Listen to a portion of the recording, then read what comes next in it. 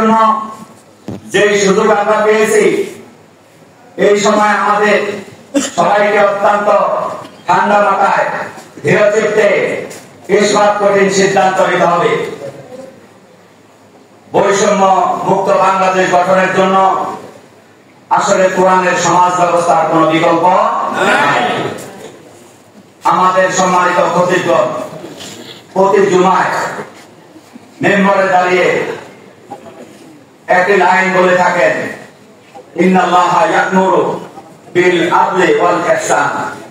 আদল এবং ন্যায় বিচার, সেটা আমরা কিয়ামত পর্যন্ত যদি মেম্বর থেকে শুরু বলে যাই, আর আদল এবং ইনসাফের জন্য যদি আমাদের যার যার অবস্থান থেকে যে দায়িত্ব রয়েছে সেই দায়িত্ব পালন না করি, তাহলে ওটা খোদবার মধ্যেই সীমাবদ্ধ থাকবে।